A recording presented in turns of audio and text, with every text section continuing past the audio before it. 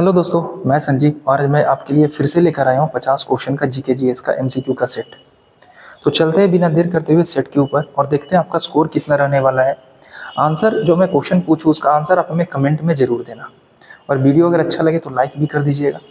पहला क्वेश्चन है, एपुकू आंदोलन निम्नलिखित में से किस क्षेत्र से संबंधित था? तो एपुकू आंदोलन ऑप्शन में उत्तर भारत, दक्षिण भारत, मध्य भारत और हिमालय पर्वतीय क्षेत्र। एपुकू आंदोलन दक्षिण भारत से संबंधित है। एपुकू आंदोलन से अगर कुछ फैक्ट देखें तो ये पहला फैक्ट ये आता है कि ये कब हुआ था, तो 1983 में हुआ था।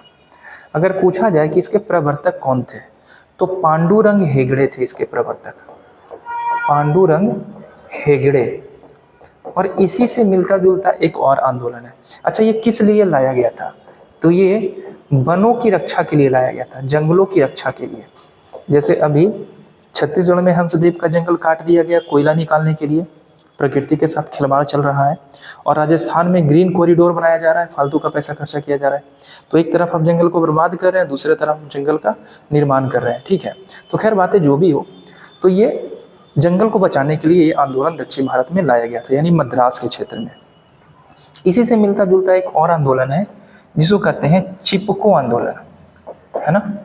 अब चिपको आंदोलन से भी कुछ क्वेश्चन बनते हैं अच्छे अच्छे। चिपको आंदोलन जो था वो उत्तर भारत में हुआ था, और उत्तर भारत में भी अगर क्वेश्चन पूछा जाए कहाँ हुआ था ये, तो यूपी के क्षेत्र में। अगर पूछा जाए कब हुआ था तो ये 1973 में हुआ था। और इसके प्रवर्तक पूछे जाते हैं कि कौन थे, तो इसके प्रवर्तक अच्छा कौन थे, ये क्वेश्चन का आंसर आप हमें कमेंट में देना। ठीक है, बहुत बार ये चिपको आंदोलन के बारे में क्वेश्चन पूछा गया है। अगले क्वेश्चन पे चलते हैं। नेक्स्ट क्वेश्चन है आपके सामने ये क्वेश्चन पूछा जा रहा है कि निम्नलिखित में से किसको प्रशांत महासागर का चौराहा के उपनाम से जाना जाता है? ये वर्ल्ड ज्योग्राफी से क्वेश्चन है, तो इसका आंसर होगा हवाई द्वीप। हवाई द्वीप को प्रशांत महासागर का चौराहा कहा जाता है। एक बात यहाँ और आप नोटिस करना कि प्रशांत महासागर का सबसे गहरा जो क्षेत्र है वो कौन सा क्षेत्र है, तो वो है मैरियाना ट्रेंच। आप इसको जानते होंगे, और मैरियाना ट्रेंच का तो नाम सुने होंगे। इसकी गहराई आपसे पूछी जाएगी, तो 11,000 लगभग 11,022 मीटर इसकी गहराई है, यानी लगभग 11 किलोमीटर की गहराई है। ठीक है, अगले क्वेश्चन पे चलते हैं। जब आप इंद्रधनुष को देख रहे होते हैं तो सूर्य कैसा होता है, मतलब सूर्य किधर होता है? पीठ के पीछे, पीठ के आगे की ओर, साधारणतः बाईं ओर, या हमेशा एक ही दिशा में नहीं? तो इंद्रधनुष का एक कॉन्सेप्ट है कि इंद्रधनुष हमेशा सूर्य के विपरीत दिशा में बनता है। तो अगर ये सूर्य है तो इंद्रधनुष बनेगा यहाँ पे, है ना। 7 रंगों की पट्टी बनेगी। ऊपरी वाला जो रंग होगा वो रेड होगा और नीचले वाला कौन होगा, वायलेट। और अगर कोई व्यक्ति यहाँ पर खड़ा होकर इंद्रधनुष को देख रहा है तो ऑब्वियस सी बात है ये जो सूर्य होगा उसके पीठ के पीछे होगा। तो कुछ चीजें ऐसी होती है एग्जाम में जो आप बेसिक नॉलेज से भी इसका आंसर दे सकते हो। तो इसका आंसर होगा हमारा क्या, इंद्रधनुष 2 प्रकार के होते हैं, प्राथमिक इंद्रधनुष और द्वितीयक इंद्रधनुष, है ना। वर्षा की बूंदे पर जब सूर्य की रोशनी पड़ती है तो प्रवर्तन होता है और फिर थोड़ा सा अपवर्तन की घटना होती है, और इस कारण से क्या होता है, इंद्रधनुष का निर्माण होता है। तो ये तो प्राथमिक हो गया। द्वितीयक में क्या होता है कि 2 बार प्रवर्तन होगा और उसके बाद इंद्रधनुष बनेगा। यहाँ पे 1 बार प्रवर्तन हो रहा था और यहाँ पे 2 बार प्रवर्तन की घटना हो रही है। ये द्वितीयक इंद्रधनुष में आता है ना। आगे चलते हैं। टेटनस के रोग को और किस नाम से जाना जाता है? तो ऑप्शन है गैंग्रीन, कुकर खांसी, सिंगलंज या लॉक जॉ। तो इसे लॉक जॉ के नाम से जानते हैं। आंसर होगा option D, lock jaw. Next question है अगला, निम्न देशों में से कौन मित्र राष्ट्र के सदस्य देश नहीं थे? तो मित्र राष्ट्र का सदस्य देश यानी मित्र राष्ट्र के बारे में कब आप पढ़े थे? प्रथम विश्व युद्ध के समय। तो फर्स्ट वर्ल्ड वॉर जो हमारा हुआ था ये 1914 से लेकर 1918 तक हुआ था, और इसमें 2 दल थे, एक मित्र राष्ट्र था और दूसरा था धुरी राष्ट्र, है ना। दूसरा कौन सा राष्ट्र था, धुरी राष्ट्र। तो धुरी राष्ट्र में जो शामिल थे वो था कौन कौन, तो ये थे जर्मनी। जर्मनी जो था वो धुरी राष्ट्र में आता था। इसके अलावा यूएसए, इसके अलावा इटली, ये सारे धुरी राष्ट्र में थे। और मित्र राष्ट्र में जापान, रूस और फ्रांस था।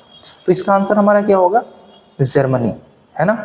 आर्कड्यूक फ्रांसिस फर्डिनेंड की पत्नी को और उसको दोनों को हत्या कर दी गई थी। सेरोजेबो हत्याकांड आपको पता होगा।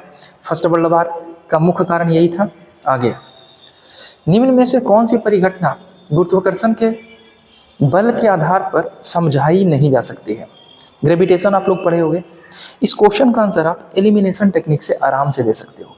जैसे सूर्य के चारों ओर ग्रहों का चक्कर लगाना, ये ग्रेविटेशन के कारण ही होता है। ज्वार भाटा भी ग्रेविटेशन के कारण ही आता है। और वस्तु पर भार जो होता है, वजन, ये भी इसी के कारण होता है। तो आंसर होगा ग्रहण का होना। जो ग्रहण होता है वो दो प्रकार का होता है। इधर सन होते हैं, बीच में अगर मून आ गया और अर्थ अगर किनारे चला गया तो ये जो होता है वो सूर्य ग्रहण कहलाता है। सूर्य ग्रहण। और सूर्य ग्रहण अमावस्या के दिन होता है, ये भी क्वेश्चन पूछा गया है। और अगर सन है, बीच में अर्थ आ गया और मून इधर चला गया तो ये होता है चंद्र ग्रहण। और चंद्र ग्रहण जो होता है वो पूर्णिमा के दिन होता है। तो ये दोनों क्वेश्चन पूछे जाते हैं, सूर्य ग्रहण और चंद्र ग्रहण दोनों से करके बारी बारी से क्वेश्चन पूछा जाता है। तो अच्छे से याद रखिएगा। नेक्स्ट क्वेश्चन पे चलते हैं। बी रीजनिंग का क्वेश्चन है, अच्छे समझिएगा। बी ए का पिता है, यानी बी किसका पिता है? ए का। तो ए को नीचे रखेंगे और पिता जो है उसको ऊपर रखेंगे, और अगर मेल है तो इस पर प्लस हम बैठा देंगे। आगे, बी सी के पति का बेटा है। तो बी किसी का बेटा है ना, किसका बेटा? सी के कोई पति है, यानी सी औरत है, उसका बेटा है। तो पूछ रहा है सी ए की क्या लगती है। अब यहाँ पे खुद क्लू दे दिया, लगती है। तो देखो तो ये इनका पिताजी, तो ये इनकी कौन हो जाएगी? दादी हो जाएगी। तो आंसर क्या होगा? दादी। अगले क्वेश्चन पे चलते हैं। बुल्स आई किस खेल से संबंधित है? तो ये निशानेबाजी से संबंधित है। आंसर होगा निशानेबाजी। राइटर्स न्यूज एजेंसी कहाँ की है? किस देश की एजेंसी को राइटर्स न्यूज कहा जाता है? ऑप्शन में अमेरिका, ब्रिटेन, रूस या जापान। आंसर होगा इसका क्या? Britain, option B. नेक्स्ट, राज्य की कार्यपालिका शक्ति किस में निहित होती है? तो जिस प्रकार से केंद्र की कार्यपालिका शक्ति राष्ट्रपति में निहित होती है, उसी प्रकार से राज्य की कार्यपालिका शक्ति राज्यपाल में निहित होती है। आर्टिकल 153 ये कहता है कि कार्यपालिका शक्ति किस में निहित होगी? राज्यपाल में होगी। और राज्यपाल राज्य का प्रमुख होता है। राज्यपाल के बारे में संविधान के भाग 6 में बात कही गई है। कहा गया है कि 164 के तहत राज्यपाल मुख्यमंत्री की नियुक्ति करेंगे और मुख्यमंत्री की सलाह पर अन्य मंत्रियों की नियुक्ति करेंगे। अगला क्वेश्चन है, किस राज्य में उसकी कुल जनसंख्या का लगभग 58% लोग युवा है? तो ये आंसर होगा ऑप्शन बिहार, उत्तर प्रदेश, पश्चिम बंगाल या मध्य प्रदेश। तो इसका आंसर होगा पहला में बिहार। सबसे ज्यादा युवा बिहार में है। दूसरा नंबर पे आता है उत्तर प्रदेश और तीसरे नंबर पे आता है पश्चिम बंगाल। भारत की नई एयरलाइन कौन सी है जिसे विमानन मंत्रालय ने मंजूरी दे दी है? ये करंट का क्वेश्चन है। और ये नया जो एयरलाइन है उसका नाम है शंख एयरलाइन, और ये यूपी में इसको स्थापित किया गया है। तो आंसर होगा शंख। अगला क्वेश्चन, नाडा का विस्तृत रूप पूछा जा रहा है। ये क्वेश्चन थोड़ा गलती से लिखा गया तो इसको मिटा देना। नाडा का विस्तृत रूप क्या है? तो नाडा का विस्तृत रूप, ऑप्शन अच्छे से देख लेना, वीडियो को पॉज कर लेना, आंसर गलत नहीं होना चाहिए। National anti doping agency. NADA के तरह ही वाडा एक है, वर्ल्ड एंटी डोपिंग एजेंसी। तो आप हमको ये बताना नाडा और वाडा की स्थापना कब हुई थी? दोनों की स्थापना आप हमें कमेंट में मेंशन करना, ठीक है? थोड़ा आप भी तो मेहनत कर लो। नेक्स्ट क्वेश्चन, जब दिन रात बराबर होता है, और दिन रात कब कब बराबर होता है? 21 मार्च को और 23 सितंबर, दोनों के बीच में 6 महीने का अंतर है एग्जैक्ट। तो दिन रात जब बराबर होता है उस घटना को क्या कहते हैं? तो ये घटना इक्विनॉक्स कहलाता है। तो आंसर होगा ए, इक्विनॉक्स। कौन सा कथन गलत है? एक तरफ खेल है और दूसरी तरफ खिलाड़ियों की संख्या है। क्रिकेट, हॉकी और फुटबॉल में 11 खिलाड़ी होते हैं, बिल्कुल होते हैं। गलत शब्द ढूंढना है, ये भूलना नहीं है, अच्छे से क्वेश्चन पढ़ना है। खो खो में 9 खिलाड़ी होते हैं, हाँ जी होते हैं। कबड्डी में 8 होते हैं, और बेसबॉल में 6 होते हैं। तो कबड्डी में 8 नहीं होता है, कबड्डी में 7 होता है, बेसबॉल में 6 होता है। एक और आता है रग्बी फुटबॉल, नाम सुने हैं ना, और रग्बी फुटबॉल में 15 खिलाड़ी होते हैं, है ना। यहाँ वॉलीबॉल है, उसी तरीके से आपसे पूछा जाएगा बेसबॉल और आपसे पूछा जाएगा बास्केटबॉल, ये दोनों पूछा जाएगा। तो बास्केटबॉल में 5 खिलाड़ी होते हैं, बेसबॉल में कितना खिलाड़ी होता है आप हमें कमेंट में बताना। 14 पुरुष 12 दिन में एक कार्य को करते हैं, तो मेन कितने हैं, मेन, वर्क, टाइम, यही सब दिया रहता है ना। तो यहाँ पे मेन कितना है 34 और टाइम कितना है 12। वर्क यहाँ दिया नहीं, मतलब वर्क 1 है, कुछ नहीं तो कम से कम 1 है। यहाँ क्या है दूसरे में 51 पुरुष, यानी मेल कितने हैं 51, और टाइम भी 1 ही है, और सॉरी डे भी हमारा, वर्क भी 1 है और टाइम कितना है, तो टाइम हमको निकालना है। तो इसमें क्रॉस मल्टीप्लाई होता है, क्रॉस मल्टी क्या, इसको इससे आपस में मल्टीप्लाई करेंगे 34 मल्टीप्लाई 12, और नीचे वाले को इसको इससे मल्टीप्लाई करेंगे यानी 51, और जब क्रॉस करेंगे तो 17 दूनी के 34, 17 तिया 51, 3 को काटेंगे 4 बराबर आ जाएगा 8, यानी ये दिन कितना दिन में पूरा हो जाएगा, ये काम 8 दिन में पूरा हो जाएगा। टाइम एंड वर्क का बेसिक सा क्वेश्चन है, एग्जाम में आता है। यदि हम भूमध्य रेखा से ध्रुव की ओर जाए, ये हमारा है भूमध्य रेखा, और इससे कहाँ जाए ध्रुव की ओर, ये नॉर्थ पोल है और ये साउथ पोल है, तो क्या होगा जी का मान क्या होगा, तो ध्रुव की ओर जी का मान सबसे अधिक होता है तो बढ़ेगा, और अगर ध्रुव से आप विषुवत रेखा की ओर आएंगे तो जी का मान, ग्रेविटेशन का मान घटेगा, याद रखिएगा। नेक्स्ट, बी का पुत्र ए है, तो बी का कोई पुत्र है ए, लेकिन ए का पिता बी नहीं है, यानी बी जो है इसका पिता नहीं है। ठीक है भाई, पिता नहीं है तो माता तो हो सकता है ना। अब क्या क्वेश्चन है कि बी ए का क्या लगता है, माता लगेगी, ठीक है, आसान था।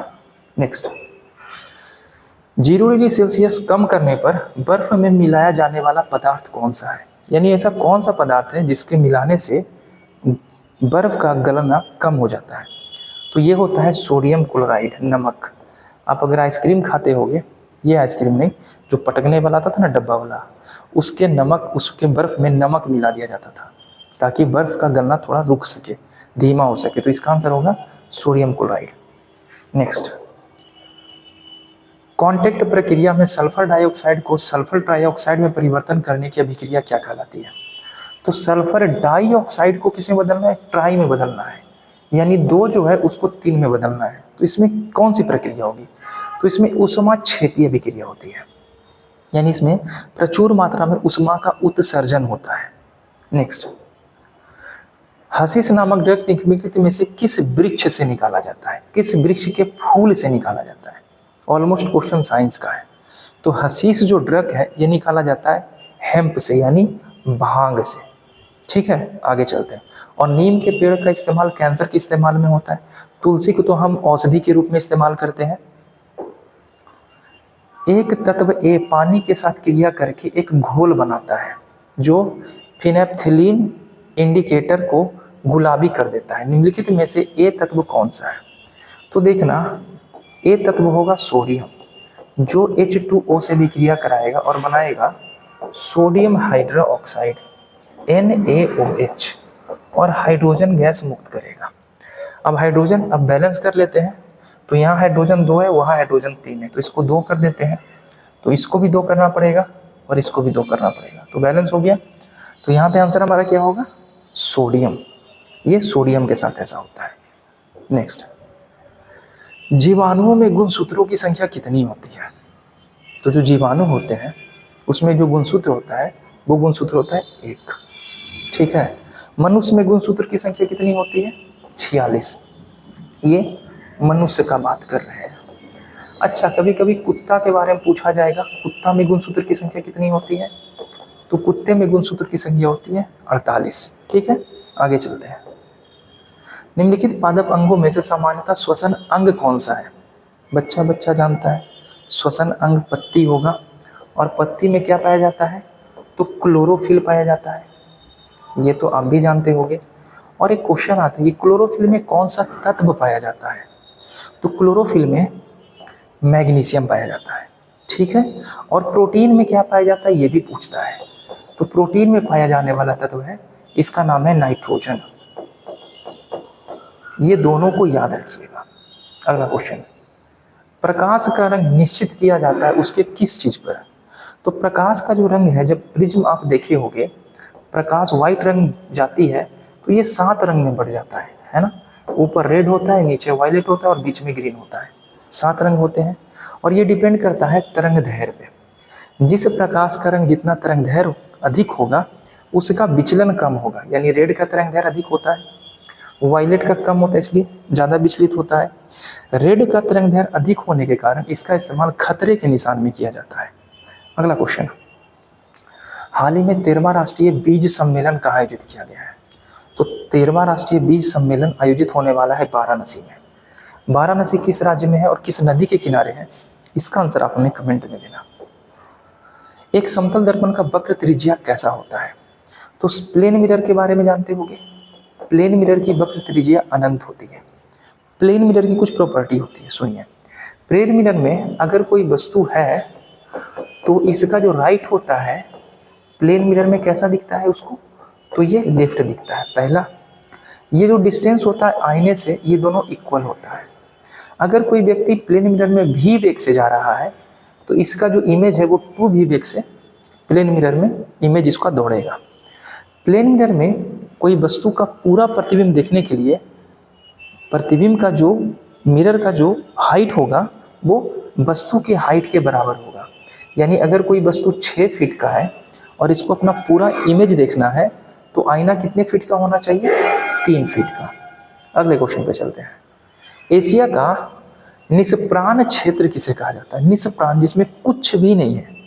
तो एशिया का निष्प्राण क्षेत्र कहा जाता है पामीर के पठार को। पामीर के पठार को दुनिया का छत्र कहते हैं। जो भारत का मैप देख रहे हो, ऊपर का क्षेत्र, जो भारत का हमारा ऊपर का क्षेत्र है ना, यहीं पे हमारा एशिया, पामीर का पठार, ठीक है। ये क्षेत्र में है पामीर का पठार फैला हुआ। ट्रांस हिमालय के उत्तर में पामीर का पठार है। इसे एशिया का डिजर्ट क्षेत्र कहते हैं, डेड क्षेत्र। आगे, भारत में किस पठार को खनिज पदार्थों का भंडार पाया जाता है? तो भारत का जो है ऑप्शन है छोटा नागपुर का पठार, आंसर इसका होगा। छोटा नागपुर का पठार झारखंड में है। कोयला, अभ्रक, ये सब इसी में पाया जाता है ना। आगे चलते हैं, अगला क्वेश्चन। हाल ही में विश्व एड्स दिवस कब मनाया गया? 1 दिसंबर को मनाया जाता है। विश्व एड्स दिवस की थीम क्या थी इस बार? ये हमें आप कमेंट में बताना। अगले क्वेश्चन पे चलते हैं। 6% वार्षिक ब्याज की दर से 2500 की राशि 2 वर्ष 3 महीने में कितना मिलेगा? तो साधारण ब्याज है ना, तो 2 वर्ष का यानी 12% और 6 का 4th यानी 1.5% और 12%, यानी टोटल कितना है? 13.5%। तो इसका 13.5% निकालना है। किसका? इसका। तो अगर हम इसका 13.5% निकालें तो अगर आप निकाल के लाइएगा और कैलकुलेट कीजिएगा तो यहाँ 0 आएगा। कैलकुलेट कीजिएगा तो इसका 13.5% कितना होगा? 337.50। करके देख लीजिएगा, ठीक है। हीरो ने इतना रुपया में एक पुराना कार खरीदा। कितना खर्च किया भाई?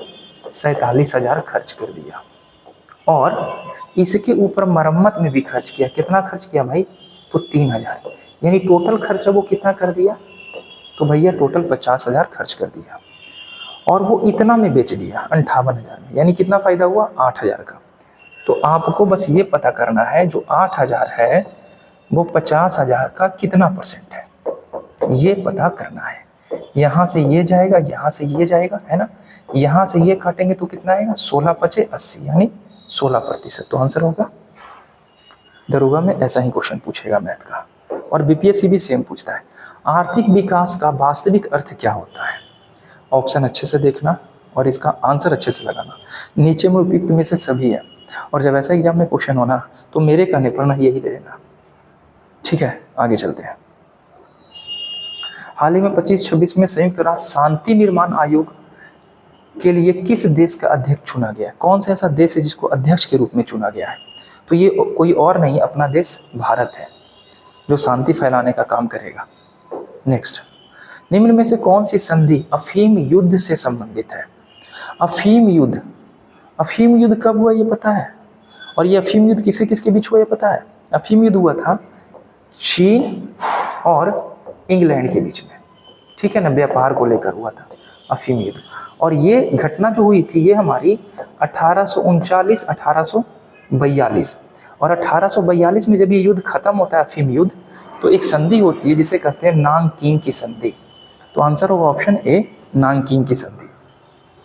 भारत का राष्ट्रीय आय को मापने का आधार वर्ष क्या माना गया? तो पहले जो आधार वर्ष माना गया था वो माना गया था, इसका आंसर होगा 2004-05, लेकिन अब इसको बदल दिया गया और बदल कर किया गया है 11-12, लेकिन ये 2015 में बदला गया था। तो इसका आंसर अभी भी होगा 2004-05। आगे, प्रवास का सिद्धांत आधारित है। अब ये फालतू सा क्वेश्चन है। ये प्रवास का सिद्धांत इच्छा पर आधारित है। हमें इच्छा करेगा तो हम प्रवास करेंगे, यानी एक क्षेत्र से दूसरे क्षेत्र में जाएंगे, नहीं इच्छा करेगा तो नहीं जाएंगे। घरेलू हिंसा अत्यंत ही कैसा अपराध है?